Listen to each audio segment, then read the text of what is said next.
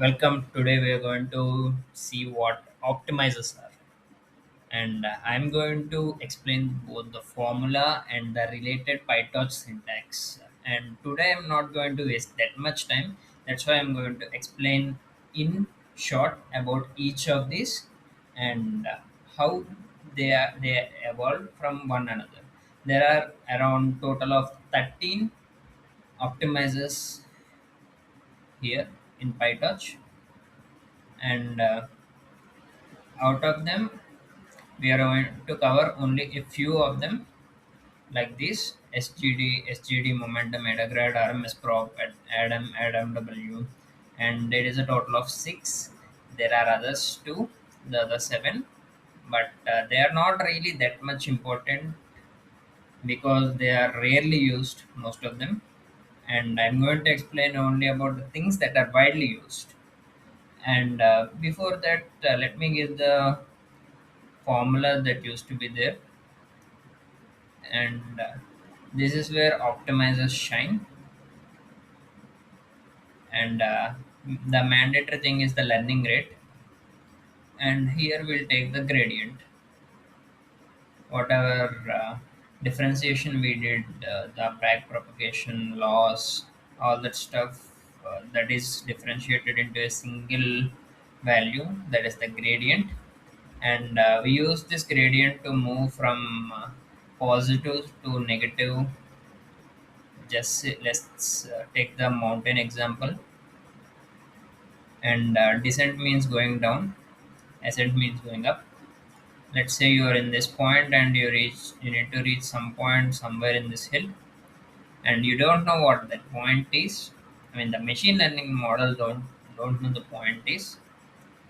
So using this gradient and learning rate, I can define two things.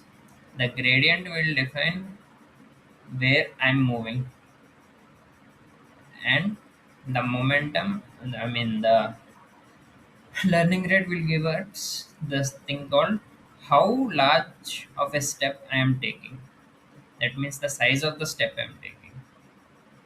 That means if my step is something like this, I can cover it in two steps.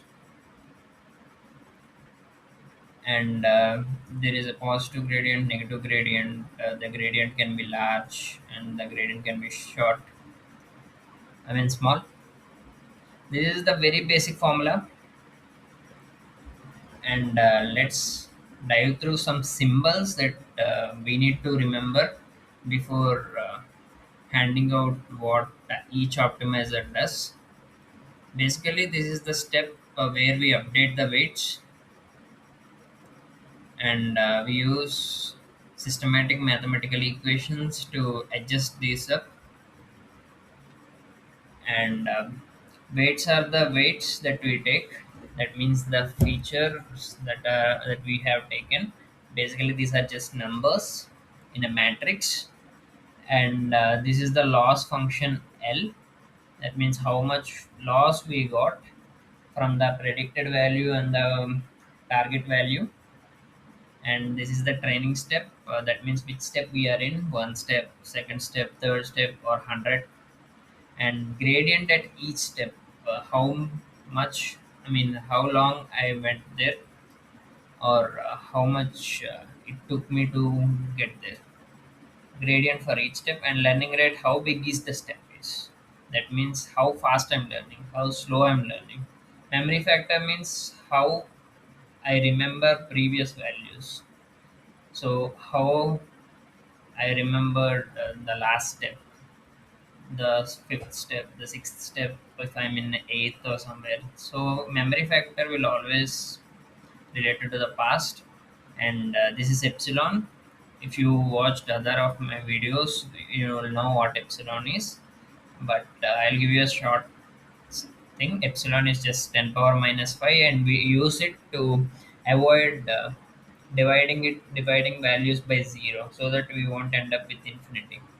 And momentum estimate, mt, this is squared gradient estimate, also called velocity. This is sum of squared gradients, and this is moving average of squared gradients. You can call this speed. And most likely you know what velocity is. Sum of squared gradients is just I mean it gives it off. And moving average of squared gradients, that is the average of the squared gradients in a moving way. And if you don't know what momentum is, let's say you thrown a ball from a hill, or let's say you're cycling for a while. After some point you stop pedaling, and the cycle will still move due to the energy stored in the previous iterations, and this is called momentum. Basically, PyTorch just uses defaults to compute these mostly. And this is SGD, stochastic gradient descent, and it is mostly used for smaller ones. And it just works like the gradient descent formula we have discussed. It will compute the next weight using the previous weight, and will take out the learning rate and the gradient descent product to get the optimal weight at this point. For this, in PyTorch, you just need to send the model parameters. That means they are the weights and some other ones. And this learning rate 0.01. They are simple, memory efficient, excellent for generalization. That means you don't need any special skills to for the model. It will just give a value. You'll show something simple. Slow convergence. I mean, you won't get to the point you wanted every time with this. And if you change a learning rate a little bit, it will go downhill and it oscillates near minima. That means it will reach minima, but sometimes it may fall off or go up. And next up, we have SGD with momentum. It's the same SGD, but we add a momentum. That means the velocity, you can say, something like that. And here we take the beta 2. Beta will be the momentum here.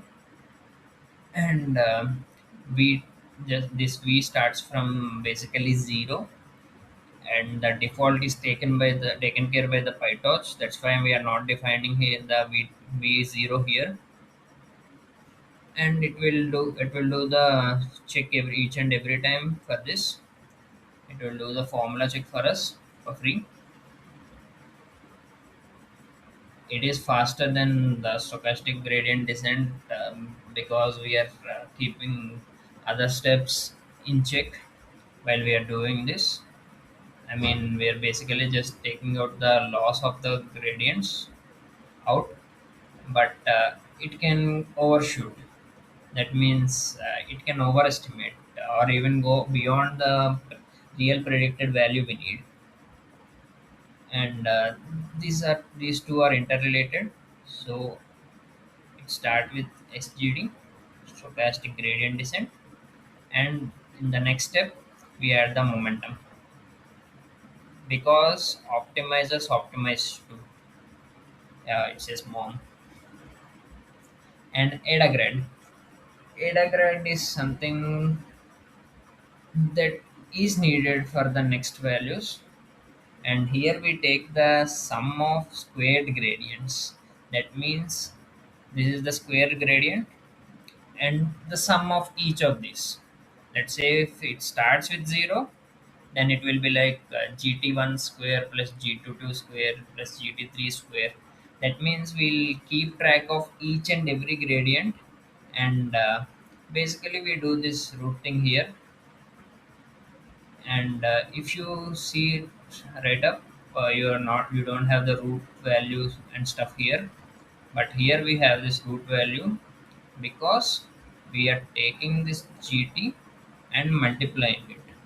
Here we are just taking the same gt value, but here we are squaring it. So basically we'll take the root, and we'll just change the learning rate a little bit based on the gradient values we have got. And for this you need this parameter epsilon, so that you can avoid infinity. and it is adaptive learning rates. That means learning rate changes every time. That's one thing you have to remember here. Even though the learning rate we take is constant, due to the methodology we are using in Adagrad, the learning rate changes every time because we are dividing it with GT, the sum of squared gradients, and great for sparse features. If you don't know what sparse is just small or simple, but learning rate can decrease continuously because basically division just takes out values and and multiplication gives out values. RMSprop. We here it's something like a cache. We'll take the recently used steps out of it instead of each and every step to optimize the learning rate. That means this, and this is beta. In PyTorch, it is called alpha. I don't know why the mapping is that way. I have to do some digging and research. But basically, this works similar to the loss functions we have, but we only take the mean RMS. That means root mean squared. That means we'll take the mean of the GT values and root do a root of them with the square. And here we need to give this extra parameter along with epsilon, that is e1 e minus 8, and this is also used for adaptive learning rates and works well with RNNs. RNNs are basically recursive neural networks. I think I'm wrong. These are not recursive. My bad. I should make a video of how CNNs work, RNNs work, all others works. I just know I just call it RNN. I don't really remember the abbreviation of this. And if there are more hyperparameters, this is the way to go.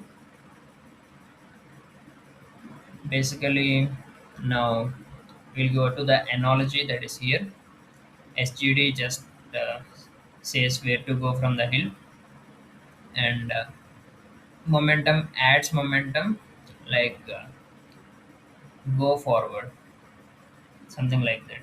It will give some motivation. Overused parameters need smaller steps. Adagrad is basically giving smaller steps, that means less learning rate, and RMS props also giving less learning rate, but it only giving the things that matters the most. That means the root mean squares. Now it is up to Adam. Adam is most widely used even in GPT architecture. I think they are using AdamW now. This is the basic foundation of everything. Here we will take two things here: the momentum at the initial state and the second moment. Basically, it is a mix of two things. We take both the momentum and RMS prop here. That means momentum basically the direction we are going, and the step size. Steps means the learning rate. How do we adjust learning rate? We use the RMS prop. So RMS prop plus momentum is equal to Adam. We can say that for a while. And here you need the two betas because we are going to do the two calculations here, one for momentum and other for velocity. I love to call that velocity for now, and we have to give two betas and AdamW. Basically, what Adam does is Adam does this during weight optimization. It does the L2 regularization. If you don't know what L1 regularization is, L1 regularization is basically the mean. For some reason, we'll take the xi values and do this. Not likely the mean, but maybe I missed some formula here. L2 will basically add the square. That means it will consider each and every feature of that matrix. That means every weight of it. But L1 just takes what is important out of this that can contribute the prediction. So if you want accurate predictions, you need to use this AdamW. Adam means move downhill, then shrink, don't mix them. That means it is saying you can go down, you can shrink whenever you want, but basically can maintain consistency. And here we add this decay factor. That means that is this 0.001, 0.01, and it is the standard for transformers and LLMs, and it will give more parameters for us to tune. And here is the quick comparison chart. SGD is used for CNNs commonly, and SGD with memories is also used in CNNs. It's based on the requirement. And if you want adaptive learning rate for sparse features, that means smaller features, you can go with Adagrad.